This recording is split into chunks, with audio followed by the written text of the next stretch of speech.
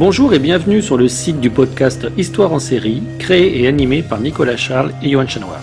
Au programme, une analyse des séries d'hier, d'aujourd'hui et de demain par les spécialistes des questions mobilisées par nos shows préférés.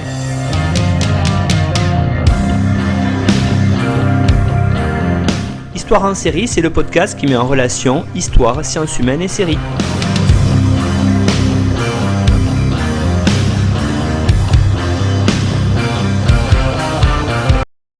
Bonjour à tous, bienvenue dans Histoire en série où aujourd'hui je reçois Aileen Speijer. Bonjour Aileen. Bonjour Nicolas. Alors, je vais commencer par vous présenter, Aileen. Vous êtes doctorante en deuxième année de civilisation américaine à Sorbonne Université et en même temps à l'Université de Leyde aux Pays-Bas dans le cadre d'une co-tutelle. Vous êtes aussi ingénieur d'études à l'École normale supérieure d'Ulm et vous êtes responsable là-bas, adjointe en tout cas, du service de partenariat de la recherche. Vous vous occupez donc du développement et du financement des projets de recherche, notamment européens et américains, ainsi que de la valorisation de la recherche. Vous êtes aussi chargé de TD à Sorbonne Université. Vous l'avez fait auparavant en civilisation américaine et aujourd'hui, c'est en anglais sociologique.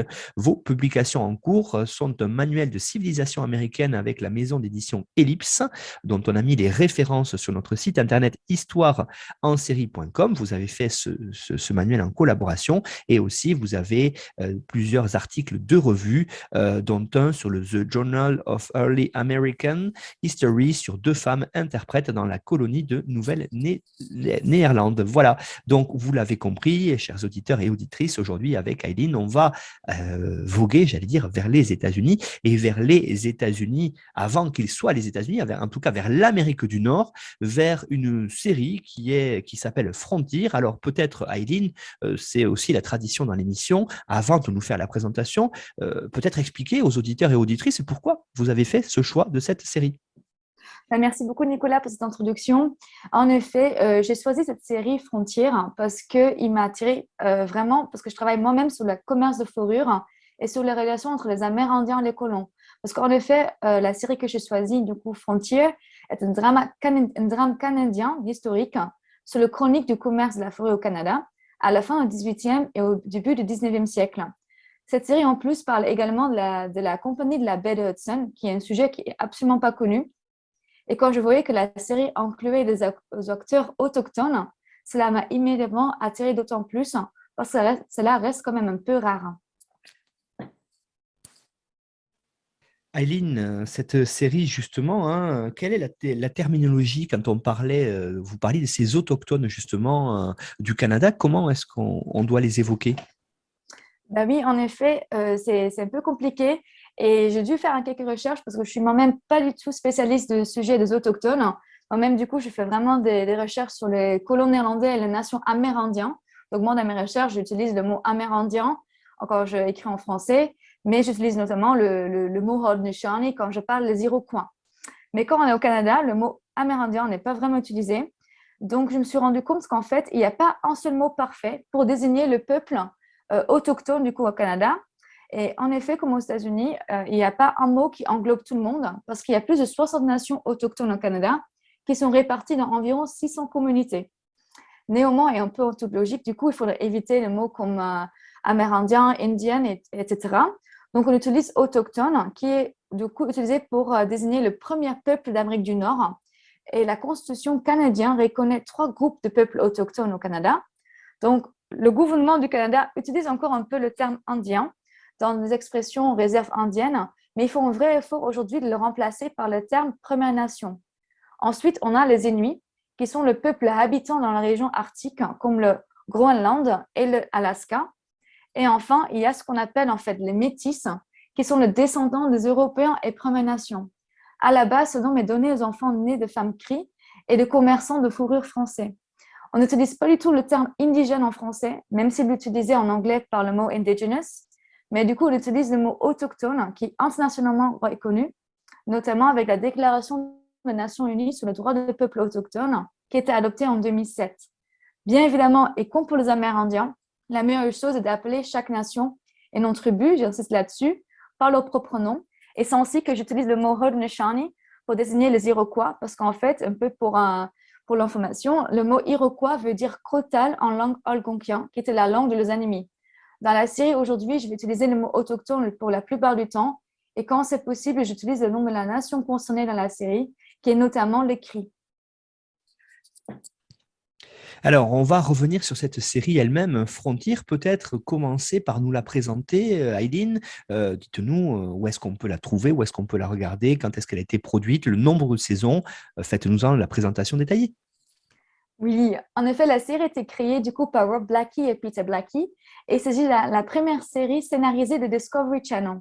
La série est réalisée et produite par Brett Payton, et le producteur de la série est Take the Shot Productions, qui est une compagnie de films et télévision canadienne.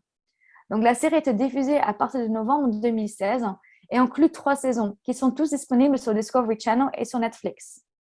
La dernière saison a été diffusée en 2018 et même si c'était prévu, la série n'a malheureusement pas été renouvelée pour une 4e saison, même si la série a été bien reçue en général et a reçu un 7.1 sur IMDb et avec un score de 79 quand même sur Rotten Tomatoes.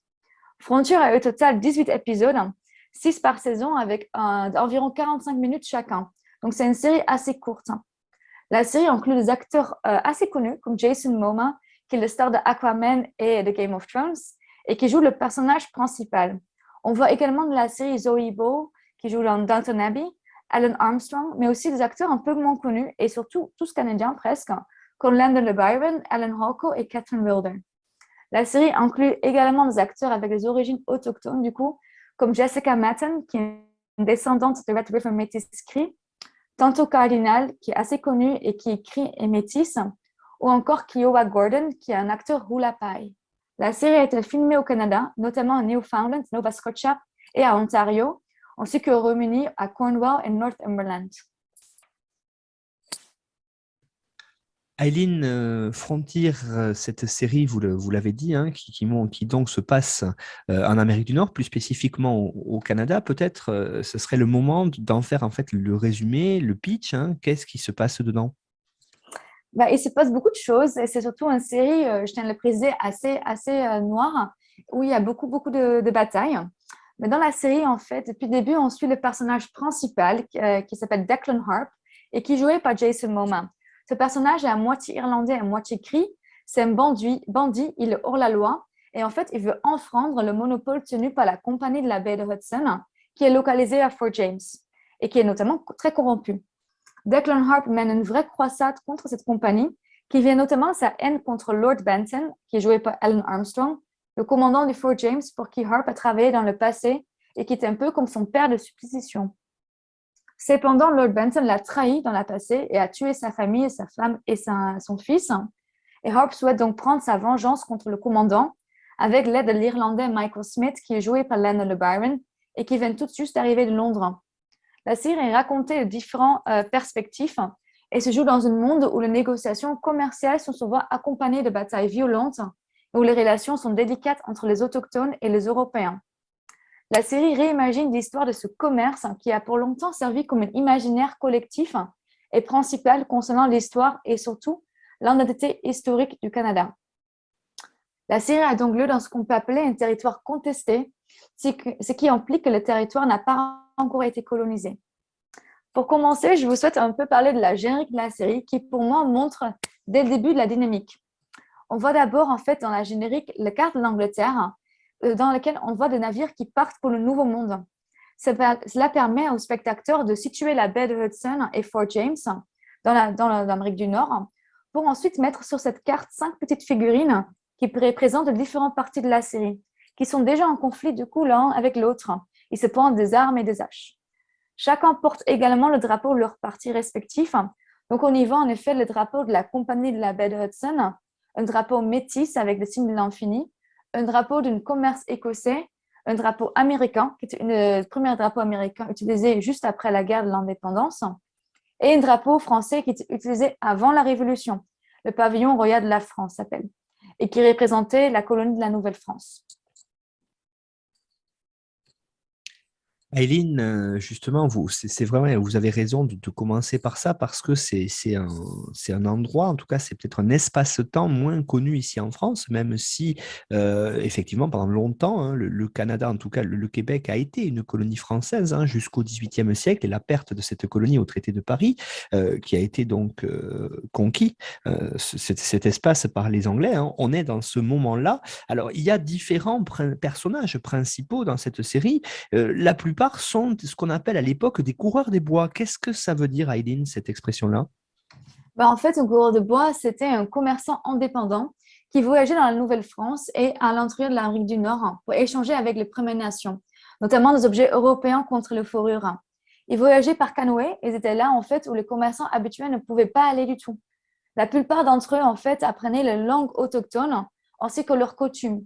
Cette expédition se faisait notamment au tout début du commerce de fourrure en Amérique du Nord pendant la deuxième moitié du XVIIe siècle.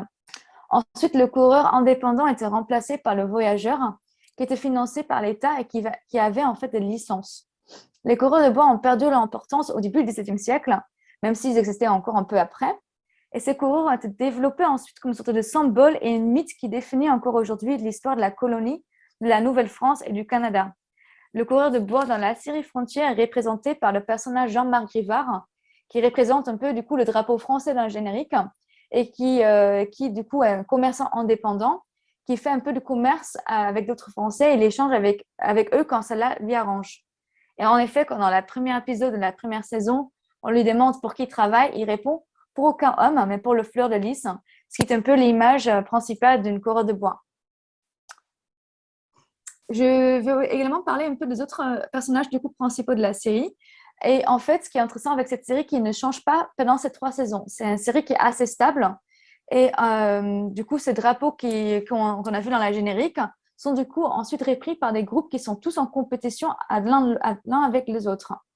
Donc, le drapeau, bien sûr, de la compagnie de la baie de Hudson est dans la série présentée par Lord Benton et sa bras droite, capitaine Johnson Chesterfield, qui est joué par Avon Johnny Cates.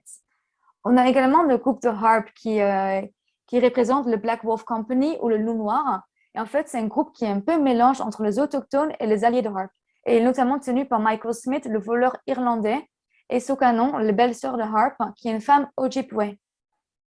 Les autochtones sont représentés dans la série par le Lake Walker Tribe. Et c'est une nation Cri. Et la personnage qui est en charge de cette nation est Okima, qui veut dire chef ou chief, Kamena, son nom. La nation est neutre, mais ils sont méfiants des Européens et notamment de la compagnie de la baie de Hudson. Les Lake Walkers sont au cœur de ce commerce, car comme dans l'histoire, ce sont les peuples de Premières Nations qui récupèrent pour la plupart le fourrure et qui le vendaient ensuite aux colons. Une grande partie de la série se joue donc également sur l'obtention de la confiance des autochtones par les colons. Ensuite, comme je disais, il y a le drapeau du coup écossais et les 3 frères écossais sont représentés, sont du coup le Brown Brothers qui essaient de tenir l'entreprise familiale et qui sont en compétition avec le riche entrepreneur américain qui s'appelle Samuel Grant et son bras droit et en même temps son amant, Cobb Spond, qui vivent tous les deux à Montréal. Pour que nos auditeurs situent mieux les thématiques qu'on va évoquer dans la suite de notre entretien, est-ce que vous pourriez maintenant peut-être nous faire un petit récapitulatif rapide justement de ces 3 saisons et en particulier de l'évolution de ce personnage qu'on va évoquer tout le long, de Declan Harp, joué par Jason Momoa, vous l'avez dit, est-ce qu'il est finalement considéré alors tout au long de la série comme un autochtone ou alors comme un Irlandais? Oui, c'est en effet une question très intéressante parce que pour reprendre du coup un peu les saisons qui sont faites, la première saison, on commence vraiment en tant que spectateur de connaître ces personnages principaux. Bien sûr qu'il y a cette focalisation sur Declan Harp, mais en fait, on apprend petit à petit, plus en plus sur les personnages principaux. La série se focalise sur un groupe à la fois, sans les mélanger tous ensemble. La première saison montre également au début un peu où les personnages sont localisés avec le nom de la ville ou du territoire bien indiqué avant chaque scène, comme Montréal ou territoire contesté, afin d'accompagner le spectateur en découvrant la série. Donc, dans cette saison, en effet, on voit Declan Harp et on peut se demander est-ce qu'il est irlandais ou est-ce qu'il est autochtone parce qu'il reprend un peu ces 2 personnalités. Donc, en fait, il est positionné dans l'intersection des entités autochtones et colonnes qui peut évoquer un peu de stéréotypes sur son identité en tant que personne mixte ou métisse, du coup, mais d'une façon, je trouve, plutôt tragique. Parce que d'une côté, on voit que Harp, il veut prendre sa vengeance sur sa femme Cree. Il parle la langue Cree. En effet, dans l'épisode 1, il est référé comme rien de plus qu'un animal sauvage, qui aurait trop de sauvage en lui. Mais de l'autre côté, en fait, les Lake Walker ne sont pas toujours d'accord avec lui. Et il l'appelle toujours le fils d'un trappeur irlandais. Donc, il le voit vraiment comme l'Européen. Et ce stéréotype est vraiment réel pour beaucoup de métis dans l'histoire des peuples autochtones. Ils étaient à la fois partout et nulle part. Ces enfants nés d'une femme autochtone et d'un père européen étaient très souvent plus acceptés par leur famille autochtone, mais pas non plus complètement par les Européens. Cela les plaçait dans une situation compliquée, un peu de nulle part, et les solutions étaient trouvées dans des métiers comme interprète ou traducteur, parce que cela permettait à ces personnes de garder un pied dans chaque culture. Dans la série Frontières, dans la deuxième saison, on a du coup fait un peu connaissance avec Declan Harp. Et en fait, on voit très vite que les alliances changent. Parce que cette série est quand même focalisée énormément sur les alliances entre différents personnages pour détruire la compagnie de la baie de Hudson. Toutes les compagnies indépendantes font des accords entre eux et avec les autochtones, les Lake Walker, pour finalement se rendre compte à la fin de la saison 2 qu'afin d'arriver à leur but commun, qui est quand même de détruire la compagnie, ils doivent faire une grande alliance tous ensemble. Et c'est sur ça, en fait, que la troisième et dernière saison se joue. Et en fait, il a lieu à moitié en Écosse et à moitié à Fort James dans le Nouveau Monde. Declan Harp, il souhaite sauver un personnage principal féminin qui s'appelle Grace Amberley, pendant que Sokanon, du coup, sa belle-sœur, une employée de Grace Amberley, sous une situation un peu compliquée quand elle se rend compte que des filles autochtones sont capturées, utilisées comme leviers et parfois forcées de travailler comme des prostituées. Les deux sont elles-mêmes ensuite capturées par un autre personnage, O'Reilly, qui est un commerçant indépendant et qui est marié à Carpita, qui est une femme Haudenosaunee. La saison 3 et la série, du coup, se termine finalement avec Harp qui est en Écosse pour sauver Grace et qui apprend en secret sa famille dont on ne saura jamais plus parce que la série se termine malheureusement là. Si on vous suit, Aileen, cette série Frontier disponible sur Netflix, c'est l'occasion de se familiariser, peut-être, en tout cas pour beaucoup de spectateurs français, avec l'histoire du Canada, hein, une histoire très très complexe. On l'a dit depuis le début de l'émission, un espace qui a été longtemps contesté entre la France et le Canada, que la France a perdu au XVIIIe siècle après le traité de Paris, mais qui garde la langue française. Alors justement, comment est-ce que cette histoire du Canada, elle est montrée ici, et elle est montrée d'ailleurs par un biais intéressant, vous l'avez dit, à travers une compagnie qui est la compagnie de la baie d'Hudson. Qu'est-ce on peut dire là-dessus et comment est-ce que la série montre tout ça, Eileen? Mais en effet, on peut dire que la série maintient et en même temps conteste en fait l'idéologie que le Canada a deux nations fondatrices, les Anglais et les Français. Même s'il montre que les Anglais sont déjà beaucoup plus présents.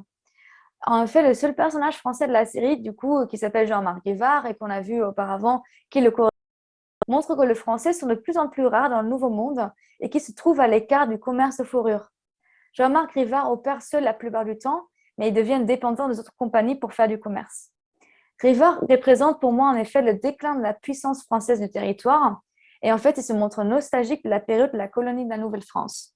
La Nouvelle-France était un ensemble de territoires coloniaux français qui ont commencé à exister au XVIe siècle et qui ont cessé d'exister en 1763. À son apogée, la Nouvelle-France commençait dans le golfe de Saint-Laurent jusqu'à la Louisiane, donc quand même un grand territoire. La série inclut aussi d'autres références à des événements historiques qui opposent le dualisme entre les Anglais et les Français. Donc Rivard montre sa nostalgie pour cette histoire en chantant la chanson À la Clairefontaine, que je pense que la plupart d'entre vous Français connaissez. C'est une chanson française traditionnelle qui est apparue pour la première fois entre le 15e et 16e siècle. Et cette chanson était notamment chantée par le coureur de bois. La nostalgie de Rivard pour la Nouvelle-France apparaît également quand il dit à Michael Smith dans la saison 3, que ce sont de la saison 3, épisode 1, que ce sont les autochtones et mon peuple qui font tout pour le travail et les Anglais prennent tous les avantages.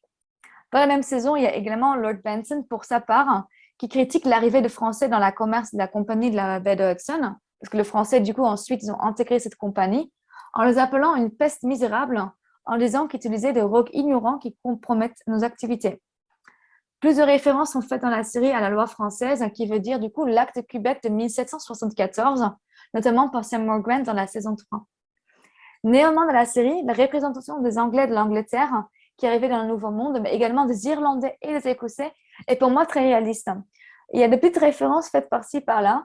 Et dans la saison 2, par exemple, Grace Amberley, donc ce personnage féminin, très forte, démontre que le chapeau de son père lui soit retourné, car il l'avait porté pendant la bataille de Plaine d'Abraham, qui est une bataille qui a eu lieu au Québec, qui est la capitale de la Nouvelle-France, en 1759. C'était une bataille principale pendant la guerre de 7 ans entre les Anglais et les Français, mais les Anglais incluaient donc également les Irlandais et les Écossais.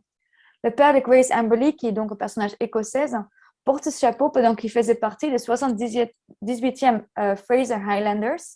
Et les Highlanders étaient donc les habitants de la région montagneuse, les Highlands en Écosse. Pendant cette bataille, le père de Grace a versé du sang pour gagner cette terre pour le roi. C'est ce qu'elle dit en tout cas dans la saison 2, épisode 3. Pour revenir un peu sur la compagnie de la baie de Hudson que les Français ont intégrée un peu plus tard, on voit vraiment que la série reste focalisée sur cette compagnie, qu'on voit un peu comme l'ennemi dans la série à plusieurs reprises. Donc, historiquement, cette compagnie, qui est aussi appelée la HBC, a été créée le 2 mai 1670. C'est la plus vieille compagnie de marchandises par action dans le monde anglophone et elle a été créée comme une entreprise de commerce de fourrure et a joué en fait un rôle central dans la colonisation de l'Amérique du Nord par les Britanniques et le développement ensuite du Canada. Un peu pour le fun fact, aujourd'hui, la HBC, donc la compagnie de la baie de Hudson, est en effet rachetée par un entrepreneur américain et possède 250 grands magasins aux États-Unis et au Canada, comme Hudson Bay, mais aussi Saks Fifth Avenue. Donc, c'est un peu intriguant de voir comment ça a été retourné ensuite. Bon, bref, cette compagnie était fondée du coup comme une entreprise commerciale pour donner suite à la demande de fourrure et notamment pour le chapeau en Europe.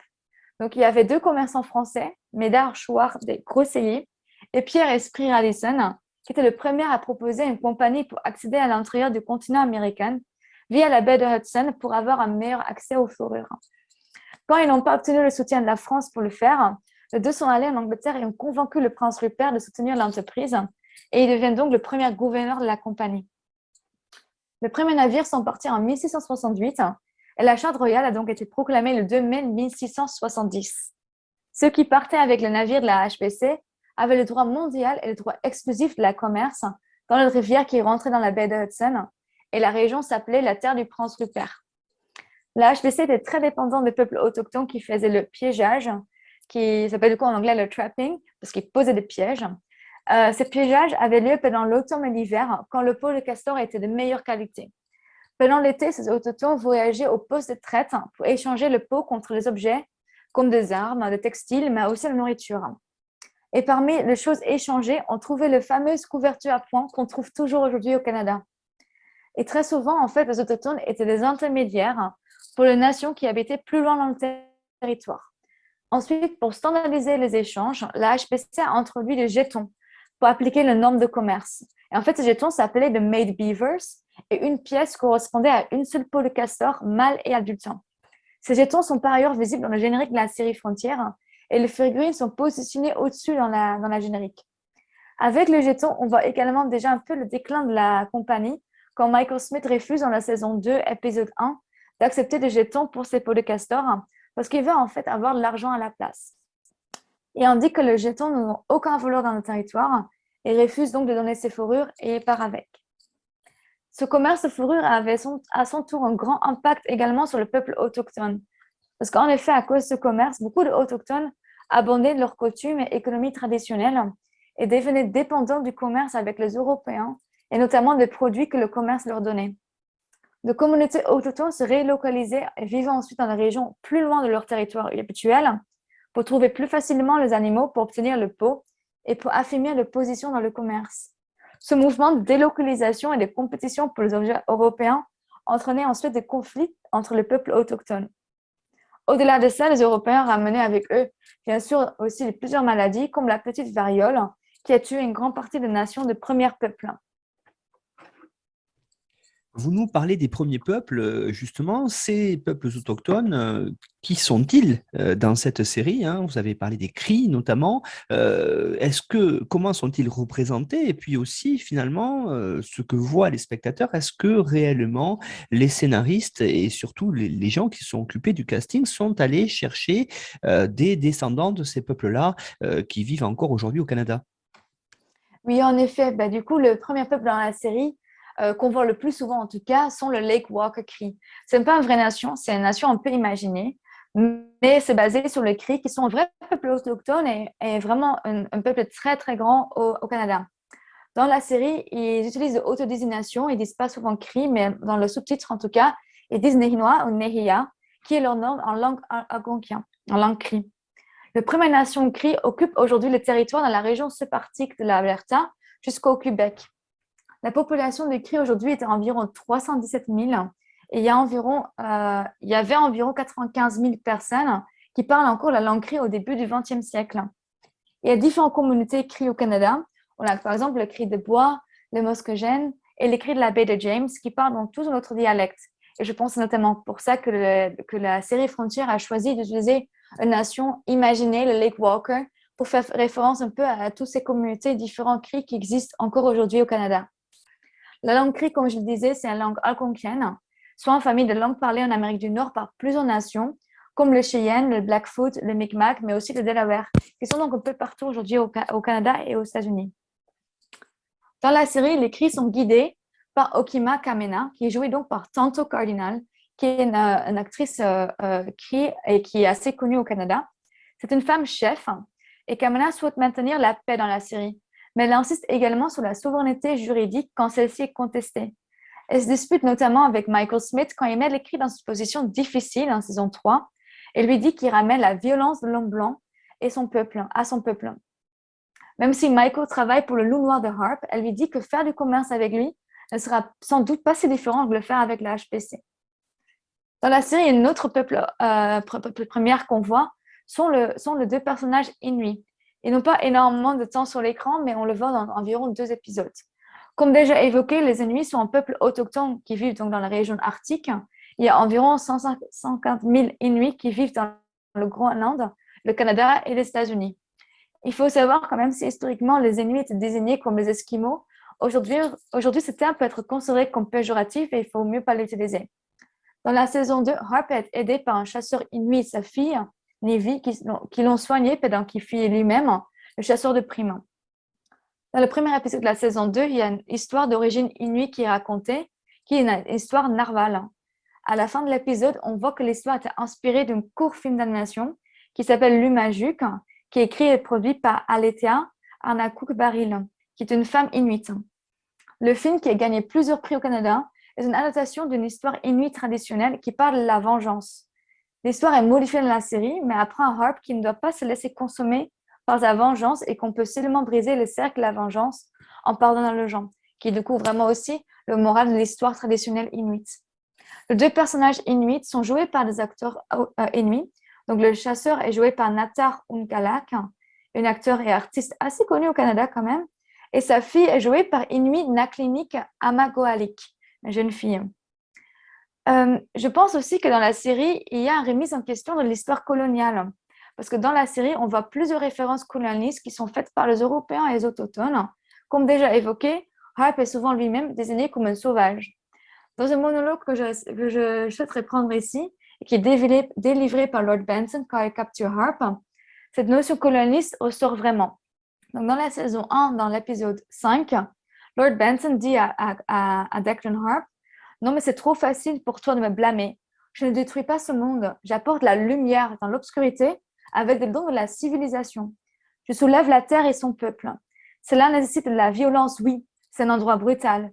Mais je suis son sauveur. Je suis son avenir. Et je demande le respect.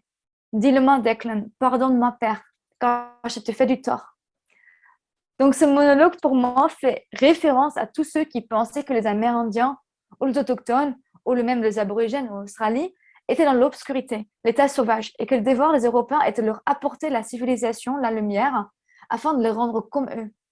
Le fait que la série inclut ce monologue, qui est assez raciste quand même, et en plus prononcé par un personnage détestable, Lord Benton, montre la remise en question pour moi de la façon dont l'histoire coloniale est racontée. Ce que la série fait également très bien, en tout cas pour moi, va au-delà de la remise en question, mais c'est que la série évite à tout prix la victimisation des premiers peuples.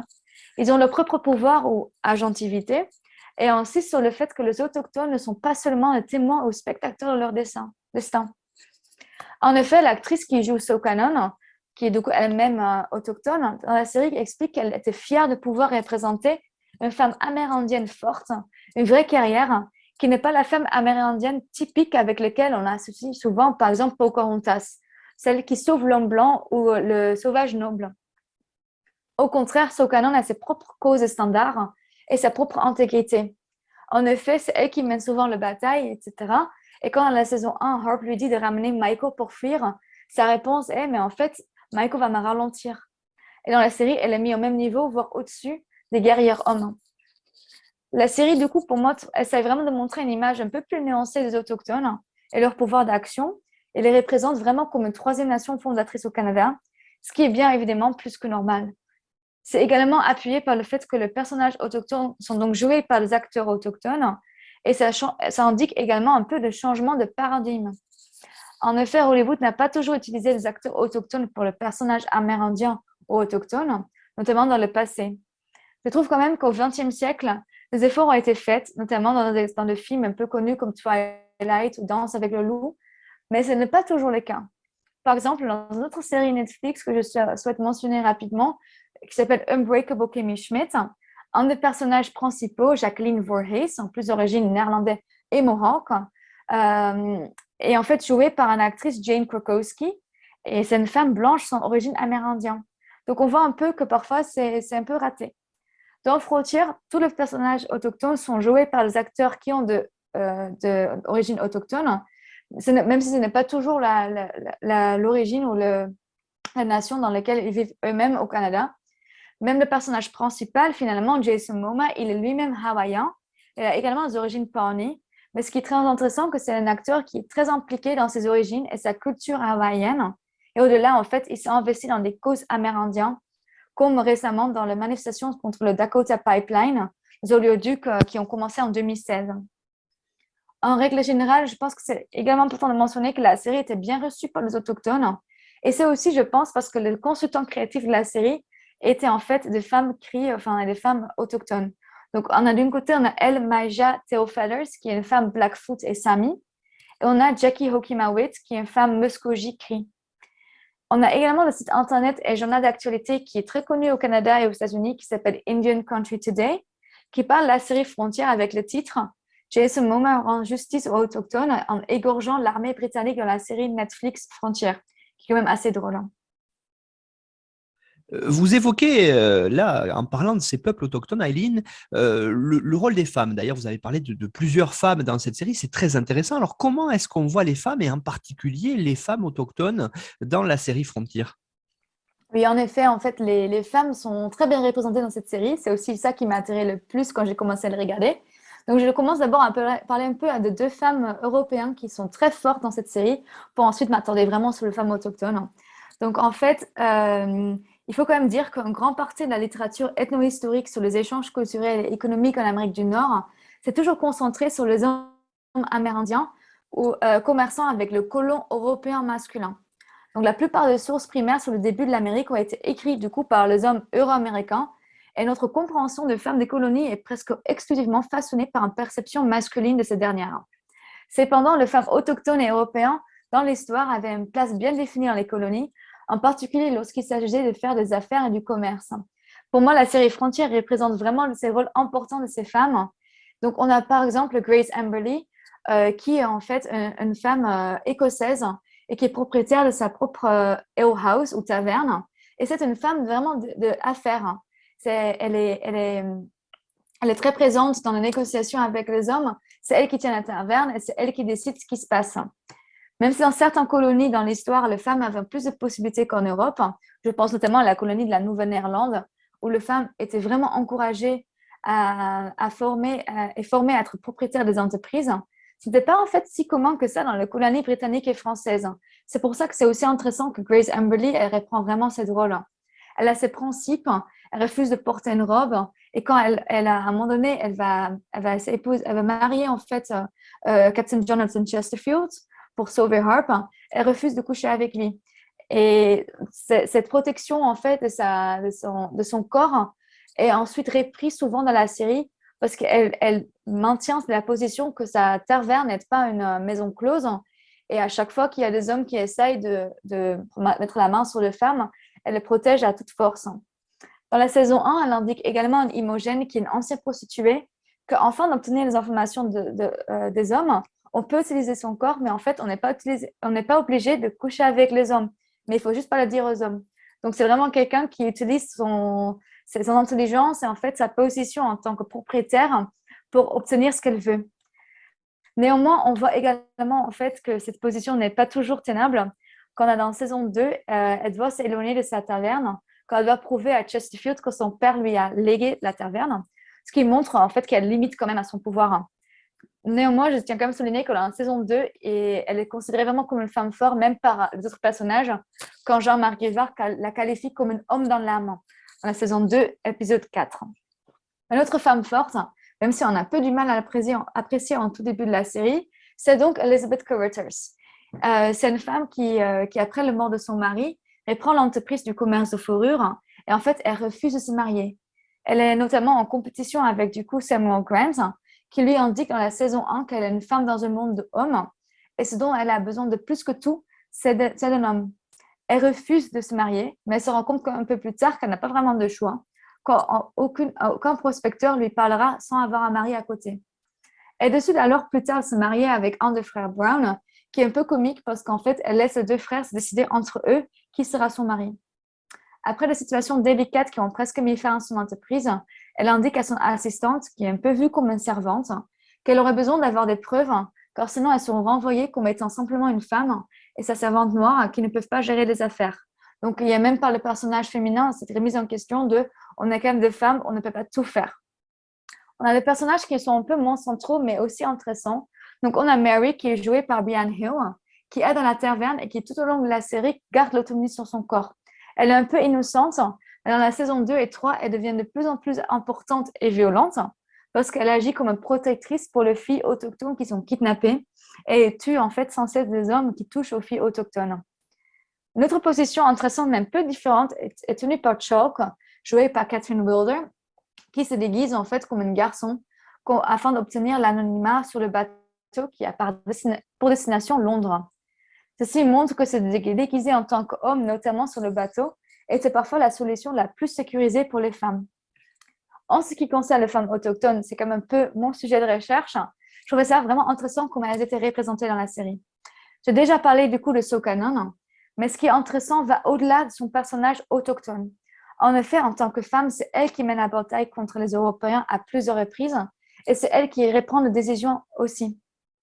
On a également Okima Kamena, qui est la chef de Lake Walker Cree, qui prend les décisions politiques pour sa nation. Et en effet, ce n'est pas si étrange que ça. En effet, il y a deux femmes dans l'histoire des États-Unis et du Canada qui étaient de grands chefs ou de sachem. Donc, on a par exemple Huitamo, qui était vivant dans le XVIIe siècle. Et c'était en fait une femme amérindienne sachem de Pocasset, donc une nation Wampanoag. Et en fait, pendant sa vie, elle avait 5 maris, mais et seulement parce qu'en fait, son père n'a pas eu de fils. Elle est devenue du coup la sachem de sa nation. Elle a eu des batailles dans la guerre de King Philip. Et en fait, elle a même donné des guerrières pour aider en fait les autres guerrières dans sa nation. Il y a eu des autres sachem assez importants, donc c'était pas si étrange que ça en fait que dans la série Frontières, la chef est jouée par une femme. Après, je souhaite quand même souligner que je ne suis pas spécialiste des nations Cree, donc je ne connais pas leur culture et leurs coutumes. Mais en ce qui concerne un peu les Amérindiens, en règle générale, et notamment du coup le Haudenosaunee, les femmes amérindiennes avaient également, au-delà d'être une chef, enfin, au-delà de la possibilité d'être chef, une voix politique et n'étaient pas toujours passives. En effet, les femmes avaient leur mot à dire.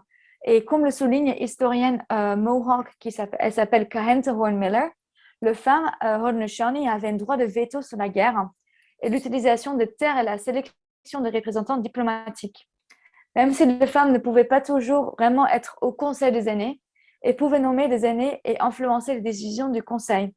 En effet, un peu pour l'anecdote, elles pouvaient décider de la nécessité de la guerre, représentée donc allégoriquement par la fabrication des mocassins, où les femmes pouvaient décider de ne pas fabriquer les chaussures et de fournir d'autres provisions pour partir à la guerre en signe d'opposition. Donc, on voit un peu la position ferme des femmes dans certaines nations. Il y a également un mot, la matrilinéarité, j'ai un peu du mal avec ce mot, mais en fait, c'est le transfert de la parenté par ligne féminine. Et cette matrilinéarité pourrait également expliquer le statut privilégié de femmes de certaines nations amérindiennes, même si ne sont pas tous comme ça. Et les femmes sont dans la nation Ojibwe de Mindi moyenne, ou celles qui maintiennent les choses ensemble. Donc, on voit vraiment la position et la principalité en fait, des femmes dans certaines nations amérindiennes. J'ai regardé un peu les légendes Ojibwe écrites parce que ça m'intéressait. Et en fait, j'ai réalisé que les femmes étaient vraiment centrales dans les traditions. Dans les légendes Ojibwe, c'était des femmes qui étaient centrales. Et c'était une femme Nokomis, grand-mère, qui descendait sur terre par un trou dans le ciel et qui apprenait à l'homme original, Anishinaabe, des choses sur la médecine de la terre. Pour les Ojibwe, la terre est une femme, la mère du peuple, ses cheveux, l'herbe sont utilisés dans la cérémonie. Et en fait, on voit ce pouvoir politique tenu par les femmes autochtones dans la série. J'ai également parlé en tout début en fait, des femmes qui étaient kidnappées et des femmes notamment autochtones. Donc, on voit un peu un autre côté des femmes à travers une personnage, cette fois-ci, du coup, Haudenosaunee. Elle s'appelle Carmita et c'est plutôt un personnage pour moi un peu tragique parce qu'elle était forcée de se marier avec O'Reilly. Elle était donnée par sa famille en espérant que cette alliance améliorerait en fait les relations de commerce entre les deux parties. C'était une pratique qui était assez connue dans l'histoire coloniale de l'Amérique du Nord et les femmes étaient connues comme des mariages à la façon du pays pour renforcer du coup les alliances. Comme dans l'histoire, Carmita était convertie de force au christianisme. Elle devait protéger son mari par crainte pour son peuple, même quand Sokonan lui a expliqué dans la série qu'elle pouvait partir. À la fin de saison 3, elle commence à changer un peu et en fait, elle commence à aider les autres personnages. En ce qui concerne du coup les femmes kidnappées, c'est quelque chose qui se passe réellement dans l'histoire de l'Amérique du Nord et au Canada. Et malheureusement, encore aujourd'hui. Au Canada et aux États-Unis, il y a une crise de meurtre et de disparition de femmes autochtones. Et au Canada, 16% des homicides aujourd'hui sont de femmes autochtones. Malheureusement, l'enlèvement et la violence sur les femmes autochtones est donc toujours l'actualité. Un mouvement a commencé au Canada il y a quelques années qui s'appelle No More Stolen Sisters, donc plus de sœurs volées, par Amnesty International. Et en fait, ça montre en effet que c'est une question qui perdure. Je vous conseille vivement de lire cet article sur cette crise d'enlèvement de femmes sur le site nativehub.org, ainsi qu'un article sur Al Jazeera qui s'appelle Haunted, How Indigenous Women are Disappearing in Canada de 2021. Ces articles sont dans la bibliographie ensuite. En ce qui concerne la masculinité, je pense aussi qu'il y a une remise en question dans la série. Et il y a plusieurs fois des références qui sont faites à cette remise de masculinité. Dans la saison 3, il y a Sokanan qui commence à s'éloigner un peu de son histoire d'amour avec Michael Smith, quand elle commence à s'occuper de plus en plus des femmes qui sont kidnappées. Chaque épisode commence avec une épigraphe. Et cette épigraphe commence par une citation d'Eden Robinson, qui est une autrice autochtone de Première Nation, Haisla et Elsuk. En fait, cette citation indique « Je ne comprends pas vraiment la romance. Apportez-moi du poisson de l'élan et pas de fleurs. » Pour moi, cette citation montre le caractère de Sokanan, qui n'a pas le temps pour l'histoire romantique, mais qui est là pour sauver les personnes, même si ça la blesse Michael. Un peu plus tard, on a Wahush, qui est un homme cri et le précédent fiancé de Sokanan, qui dit que Sokanan a peut-être trouvé une femme en Michael et qu'elle est plus un homme que lui, dans la saison 2, épisode 3. Elizabeth attaque également la masculinité de Samuel Grant à plusieurs reprises en lui appelant un homme sans importance qui n'accepte pas d'avoir perdu une femme et qu'elle est plus qu'un homme et que lui sera dans toute sa vie. Elle le dit dans la saison 3, épisode 4. Justement, Aileen, dans la représentation de ces peuples autochtones, comment est-ce que, j'allais dire en tout cas, de par leur langue, est-ce qu'ils sont représentés dans la série? Est-ce qu'on a respecté justement les langues de ces peuples-là ou est-ce qu'il y a eu une traduction afin de faciliter pour les auditeurs le suivi en tout cas de la série? Qu'est-ce qu'on peut en dire? Et justement, là-dessus, parce que c'est quand même un fait essentiel, on voit que de plus en plus de séries se mettent à justement enregistrer les dialogues dans les langues autochtones. Hein. J'ai en tête la série Barbare, par exemple, où effectivement, dans cette série-là, qui parle de l'Empire romain, on a les Romains qui échangent entre eux en latin, par exemple. Qu'est-ce qu'il en est dans Frontier? Oui, en effet, Nicolas, c'est une question intéressante parce que moi-même, je suis assez intriguée par la langue amérindienne et c'était quelque chose auquel j'avais beaucoup d'attentes quand j'ai commencé la série. J'ai écrit moi-même mon master en fait sur le lien entre la langue néerlandaise et la langue mohawk et ça fait plusieurs années que j'essaie apprendre la langue mohawk qui n'est pas du tout facile. Et quand j'ai entendu du coup qu'ils utilisaient dans la série la langue cri, je me suis posé la question, mais comment les acteurs ils ont appris cette langue? En effet, dans la série, on voit déjà que la langue cri du coup est utilisée à plusieurs épisodes et du coup quand on met les sous-titres en français et en anglais, c'est traduit bien sûr.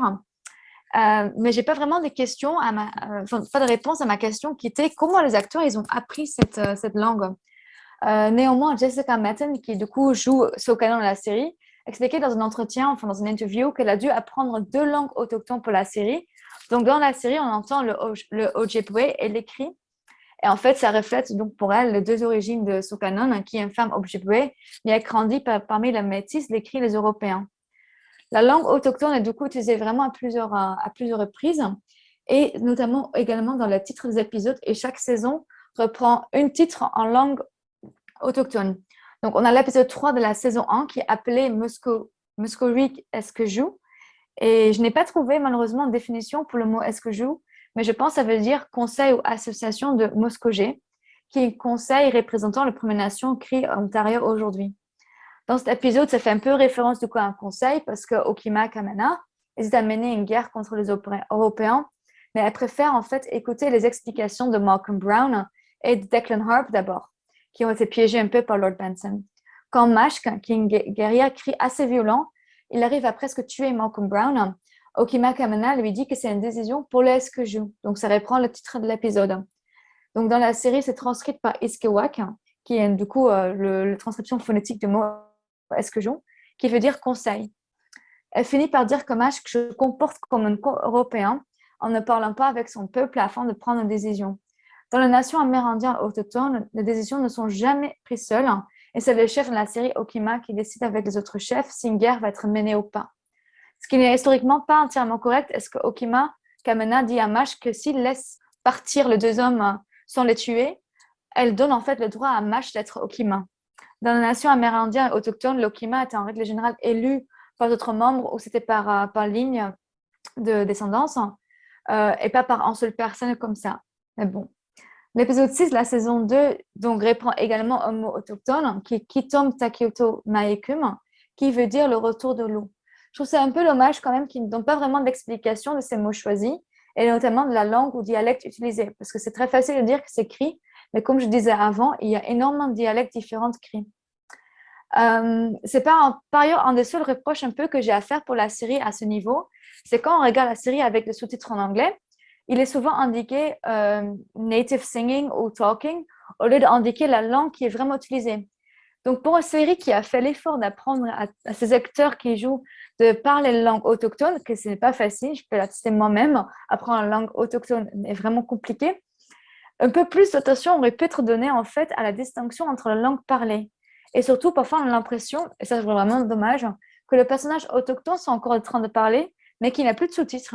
Donc, on perd un peu en fait ici l'authenticité en fait de ces langues parlées. Enfin, il y a la générique de la série qui a pris comme base du coup une chanson un peu autochtone. La chanson est écrite par Gabe Godet qui se trouve dans l'album Dance Till Sunrise par Northern Cree and Friends. La chanson s'appelle Gabe Godet Ontario Straight et la chanson inclut le tambour et un chant Ojibwe Cree. Et la chanson est ensuite refaite pour la générique pour inclure des influences celtiques. Donc, c'est pareil, je trouve ça un peu dommage qu'ils n'ont à aucun moment indiqué que la chanson est chantée en fait par des musiciens et par des chanteurs autochtones.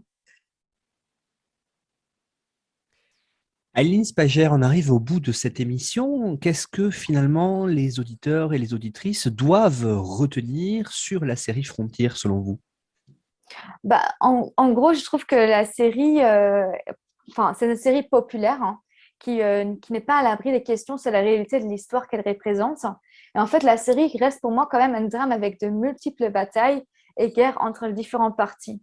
Je peux quand même dire aussi que la série, elle inclut un peu parfois des petites critiques sur le capitalisme parce que chaque épisode commence par des épigraphes. Donc, comme je disais déjà avant, par des épigraphes parfois un peu anachroniques, on peut le dire, parce qu'on voit par exemple dans la saison 1 l'épisode 1 de la saison 2, qu'il y a un épigraphe qui dit le pouvoir n'est pas donné, il faut le prendre. Et c'est en fait une citation par Beyoncé. Il y a également une citation en fait par Ice-T, par Margaret Thatcher, J.K. Rowling, enfin plein d'épigraphes.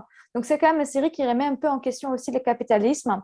Mais heureusement, et pour moi c'est quand même le plus important, la série reprend aussi une citation de par exemple Black Hawk, qui était une grande guerrière de la nation Oglala Lakota et qui également qui a survécu au massacre de Wounded Knee en 1890. Donc la série reste vraiment focalisée en fait sur l'histoire et la représentation des peuples autochtones. Donc la série essaie d'être alignée avec la période historique par le décor, le costume et les références aux événements historiques et le nombre des compagnies utilisées. Même si cela reste quand même une série plaisir, on peut toutefois conclure que Frontier a essayé de donner une voix à ceux qu'on n'a pas entendu parler pendant longtemps, les autochtones et les femmes. Et la série leur donne une place importante, sans pour autant oublier que l'histoire est écrite par le vainqueur, soit les hommes blancs. Aileen Speijer, merci beaucoup d'avoir évoqué avec nous la série Frontier et d'avoir évoqué à travers ça les peuples autochtones du Canada, donc les peuples qu'il y avait primitivement avant l'arrivée des Européens à partir du XVIIe siècle environ. Donc c'est vrai que c'est très intéressant d'avoir vu ça et puis d'avoir vu aussi avec vous comment les relations avec les Européens se sont nouées à travers les pratiques commerciales notamment et du coup aussi à travers les pratiques guerrières, vous l'avez dit, ce qui a abouti lors de cette guerre de 7 ans notamment à ce que les peuples autochtones choisissent chacun entre la France et la Grande-Bretagne et finalement que ce soit les Anglais qui l'emportent à la fin et donc le Canada qui devienne ensuite une colonie anglaise. Vous avez fourni une bibliographie indicative que l'on retrouve sur la page de l'émission sur notre site internet histoireensérie.com. N'hésitez pas à aller le consulter, comme n'hésitez pas non plus à nous suivre sur les réseaux sociaux, le groupe Facebook d'Histoire en série ainsi que le Twitter pour avoir des avant-premières sur les futures émissions. Aileen, vraiment merci beaucoup et puis à bientôt, j'espère, peut-être pour une autre série sur les peuples autochtones américains. Merci beaucoup Nicolas, c'était un plaisir d'avoir participé à ce podcast. Merci beaucoup.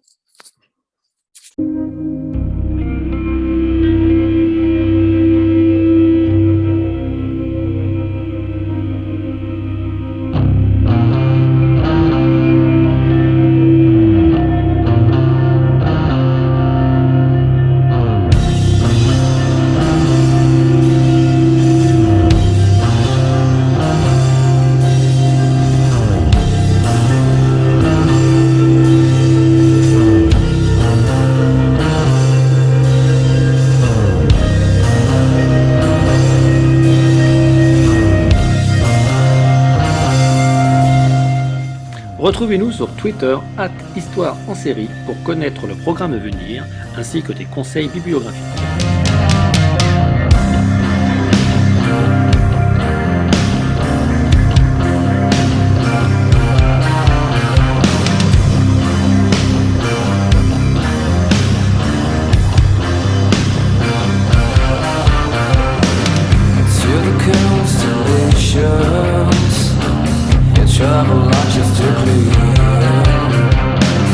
Such a beautiful planet, populated by a stranger.